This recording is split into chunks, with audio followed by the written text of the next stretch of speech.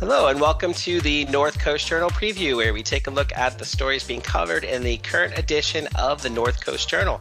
I'm your host, Dave Frank, and I'm joined this week by Thad Greenson, news editor, and Jennifer Famiko Cahill, arts and features editor at the North Coast Journal. Welcome, guys. Hi, Dave. How you doing? Pretty good. Hopefully you got outside today to enjoy the sunshine. I know, Jen, you don't want too much of it, but it is absolutely fabulous out there today. So hopefully you guys are loving life. I can see a little through the window, through the shade. It's nice. It exists. There's birds. Awesome. Yeah. Yeah, if you could get out and see the wildlife, I think it'd be pretty nice. Actually, that segues nicely. Thad, why don't you tell us what is on the cover of this week's North Coast Journal? Yeah, this week we have a follow-up to a photo spread we had a few years back from a local photographer based down near the Humboldt County, Mendocino County line, Talia Rose, who is a really accomplished self-taught wildlife photographer. Who basically decided one day, like 15 years ago, to pick up a camera and walk down to the riverbed of the South Fork Eel River, which runs through the backyard of the place she lives with her husband, and to start photographing wildlife. And it became kind of an obsession of hers, and to the point that every morning now she spends a couple hours on the river bar looking for wildlife. And we ran a spread of her photos back in 2019. And so I reached out to her recently and just kind of asked how things were, and said that we'd be interested in kind of doing another spread. And she said, well, a lot of things have changed on the river. And so I got to talk to her a little bit about the changes she's noticed in the last few years, and then run a new spread of just beautiful photos of otters and minks and black bears and eagles, just all kinds of just really stunning wildlife. Yeah, I mean, firstly, it's really cool. So thanks for sharing those photos. I'm curious, you guys have more available online than what is in the print edition? Yeah, I think we only probably got 8 to 10 in print, and we have more than 24. So there will be a pretty robust slideshow going online as of Thursday, and then we'll link back to the 2019 package that we put together for anybody who missed that. And for anybody who appreciates just kind of the natural wonder of the North Coast, it'll be worth the time. It's really cool. I mean, there's a lot of things in there, a lot of different creatures that you don't typically see. And so I think one of the ones that you reference in the article, or that Talia references in the article, is that there are actually feral pigs. Can you tell us a little bit about that? And kind of that's the broader theme of the overall story, is that things are changing. Yeah, so that's been one of the new additions to her little neck of the South Fork eel, is that there are these herds of wild pigs and piglets that have become a really common sight, where she had never seen them before a couple years ago. And she attributes that to, so the herds of wild pigs, kind of come about from pigs escaping their confines from farms down there, and then breeding and roaming wildly. And but she kind of says that she thought that they used to be, fairly few and far between, and would stick into kind of the upper reaches of the hills around the valley, further away from people and farms. But that the drought of the last handful of years has really dried up tributaries and small streams and creeks, and forced them down to the main stem of the South Fork for water and to forage and stuff. And now they have just proliferated, and I guess female pigs can give birth several times a season.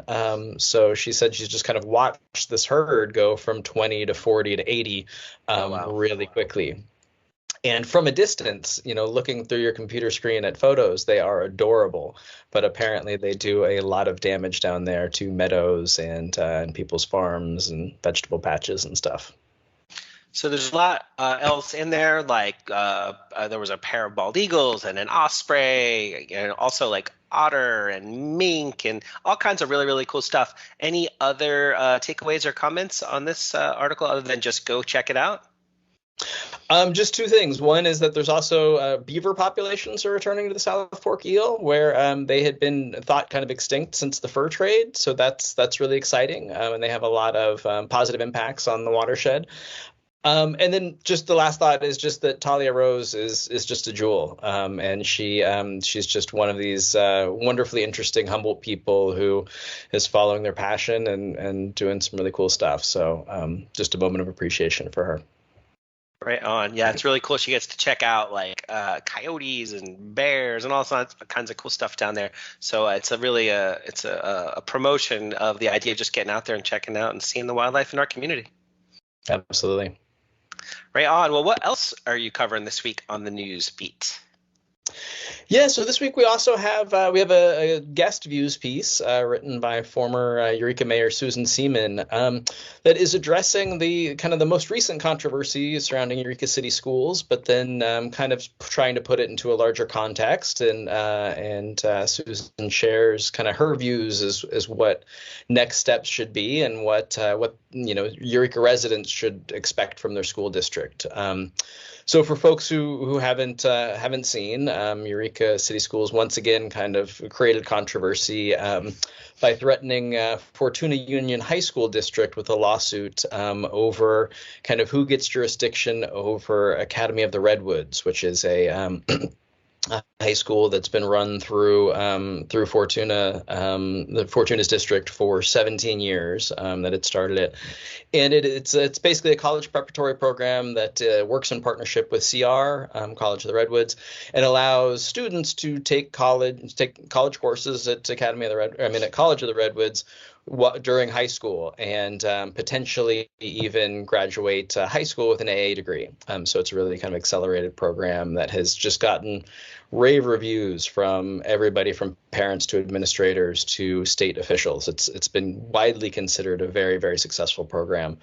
And kind of out of the blue, it seems, Eureka City Schools decided that because it is physically within Eureka City Schools boundaries, that it should have jurisdiction and it should take over operations of Academy of the Redwoods, which Fortuna Union High School District is not on board with and is looking to fight and protect kind of its custodial status over Academy of the Redwoods.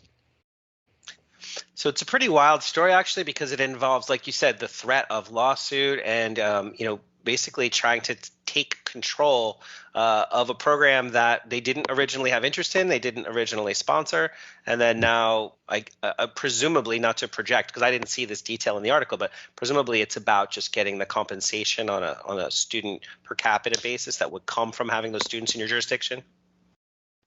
I mean, that certainly seems to be the case. Eureka City Schools is definitely not outwardly saying that, but the wider context of this is that Eureka City Schools have seen declining enrollment for really over the last close to a decade now, and that's directly tied to state funding. And so as kind of student numbers have gone down, so has the district's funding, and the district has progressively gotten more and more aggressive about trying to quote unquote protect its home students or its district boundaries. And so there was a similar issue with a charter school a handful of years ago where Eureka City Schools threatened litigation to bring them from the Lolita School District into Eureka City Schools. And then parents of school-aged kids might remember there was a big uproar a handful of years ago about the way Humboldt County handled interdistrict transfers. And that was really started because Eureka City Schools was unhappy with the county-wide interdistrict transfer model, which really allowed parents choice to enroll their students in whatever district they chose. And in that case, Eureka City Schools was also threatening litigation over Cutton School District, which it claimed, hadn't been kind of taking the appropriate steps to document interdistrict transfers. And kind of the wide-held belief is this is all part of a pattern of Eureka City Schools trying to boost enrollment, not through making its programs more attractive to Eureka families, but through kind of aggressively dragging schools and families back into its fold. Gotcha. So Susan provides some other history there besides what you added. So thank you so much for context. And she kind of pivots to, well, what can we do about it? Her article is titled "Eureka Needs to Stand Up to Its Playground Bully." So obviously, former Mayor Seaman has a strong opinion here. Can you tell us a little bit, not to get super in the weeds, but can you tell us a little bit about sort of the case that she makes? What can be done here? Yeah, definitely. I mean, so she's looking at it through, I think, through the context of a former city government official to a large extent, and so brings up other concerns like certain neighbors of kind of dilapidated Eureka City Schools properties being upset about the city's handling, I mean, the district's handling of those, and its unwillingness to kind of sell them off at a reasonable rate to see them refurbished. And so, she really kind of poses the question as like, is this district representing Eureka's values? And she feels like it's not. And so kind of with that as the context, she raises the question like, well, what do we do about this? What do Eurekans do about a district that seems to be out of step with what it would want? And so she points out that that Superintendent Fred Van Vleck's contract was just recently renewed and won't be up again, I think, until 2024. And there was also recently a school board election. And so none of the board seats will be open again for a couple of years. And so she said, kind of given this context, there's no avenue for kind of immediate change or swift action. What do we do? And she urged people to really contact their school board members, not just about things they're upset about, but just to engage them on all subjects, even especially things that they like about the district, programs they're passionate about, and just to really develop those relationships to make them responsive to community interest. And then, to start planning for the next election for 2024, to talk to people, talk to district residents about, who would be interested in running, kind of pumping up candidates and really, I think, just engaging across kind of all avenues. And so, in addition to talking to school board members one-on-one, starting to show up at meetings, making sure neighbors are aware of the meetings coming up, signing up to receive school board agendas, all those things. There's a lot in there, so thank you for giving me an overview of basically the prescription here from Susan Mayor Seaman's position is get involved, get engaged, stay informed, and that's how you'll get a responsive school administration. So thank you for covering this issue, giving the forum for former Mayor Seaman, and we'll continue to track this as it proceeds. Thanks for this. Yeah, absolutely. You have one more thing you want to plug real quick that you're covering this week, and then we'll kind of pivot? Yeah, just briefly, we Jen and I and Kimberly Weir, our digital editor, wrote an editorial this week concerning Rex Bone, First District Supervisor Rex Bone, and the misogynistic comment he made at a recent chamber fundraiser. And I think kind of really explored some of the issues we see in this instance of why this can't be written off as a joke or as a moment of political correctness, that this really comes down to common decency, good governance, and representation. And so I hope folks will check that out. Yeah, I mean, it's very thoughtful and argument about what's at stake and what we do about it as a community, if that's something that people want the community to reflect their values. So thank you very much, and I highly recommend folks check it out. And thank you. Jen, what is going on the Arts and Features beat this week? To segue from that piece, after the comments that that Rex Bone made at that chamber function came out, it got me thinking about an issue that is really pervasive in the food industry, specifically in the restaurant business. And that is how female servers in particular are treated. Female and female presenting servers have a tremendous amount of sexual harassment. And you might think to yourself, oh, sure, people occasionally hit on the waitress or pinch her butt or something. But let me tell you, it is so much worse. It's not great when any sexual harassment shows up, but the restaurant industry, when it comes to female servers and especially tipped workers has the worst numbers of any other industry that reports sexual harassment. That's terrible. We have about, for tipped workers, according to the UC Berkeley Food Labor Research Lab, it's a labor lab, they found that of tipped female workers, so if you are not in the kitchen necessarily, but you are out on the floor getting tips as part of your income, and usually that means you're getting minimum wage and tips are really your main income. They have a rate of sexual harassment, people who've experienced sexual harassment is 76%. That's for on the job, right? That is completely unacceptable and completely crazy. And yet we treat it like it's normal and we accept it. It was, kind of a shock to me in that sense, in terms of the numbers, but not a shock because the whole time that I've been talking to servers, talking to people who, tend bar, actually even before I started at the Journal, everybody always has stories. And in fact, the title of the piece is We've All Got Stories, because that's what every single woman I spoke to said. And they are horror stories.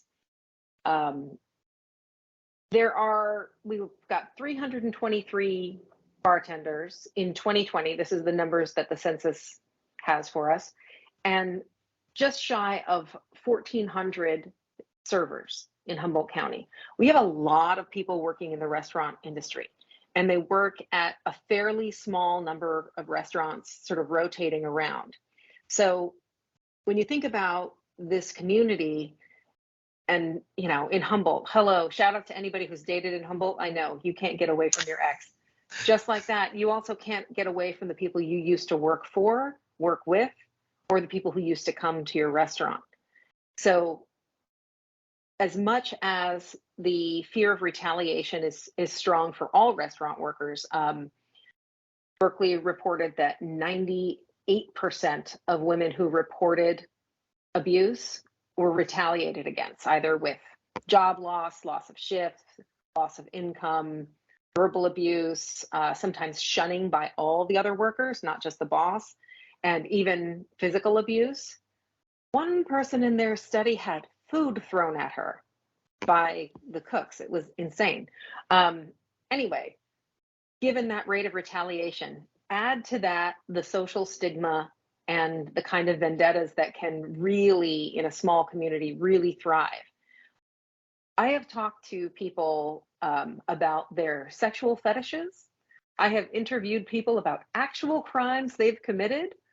I have never had anybody more concerned with their anonymity than when I talk to servers. Wow.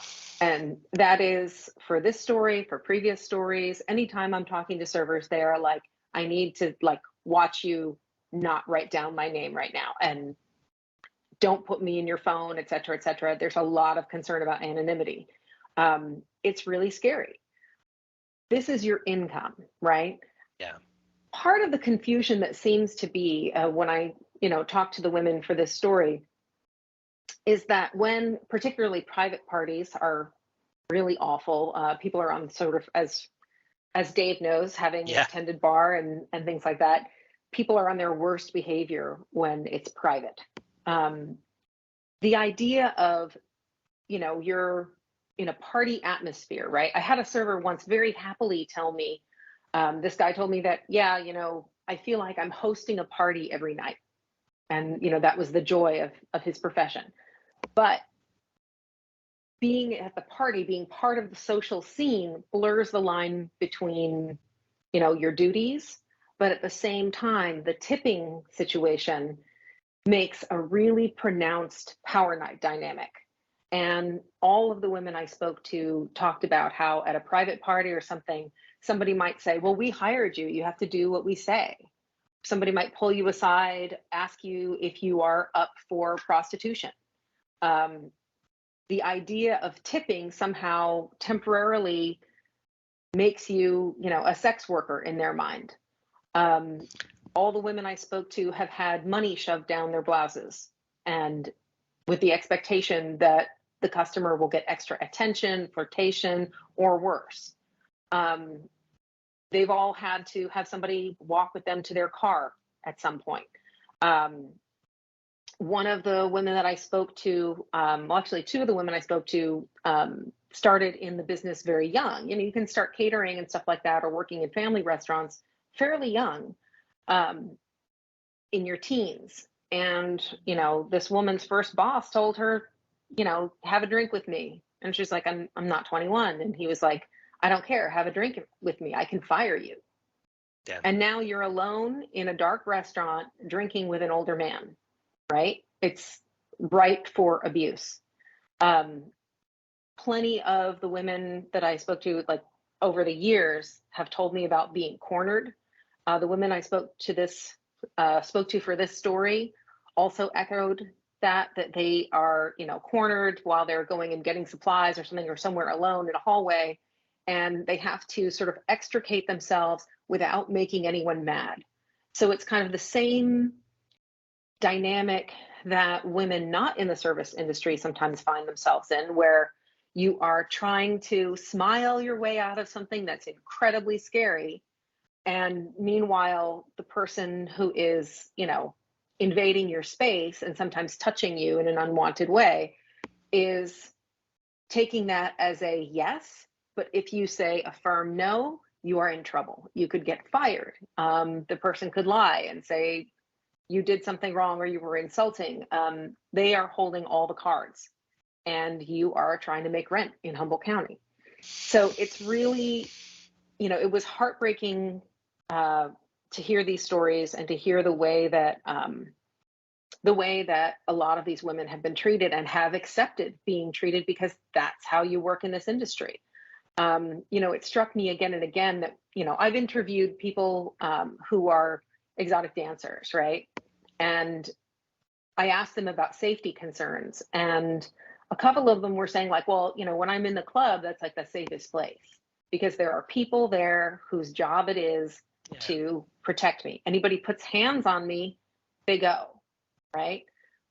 There is not that layer of protection because we assume that people are going to be civilized in a restaurant, right? And also the, you know, you're not a commodity in that same way, right? They're not protecting their investment. But I think a lot of people who run businesses don't have that first concern in their mind. Some do, and those are people that, you know, these women have said they'd rather work for.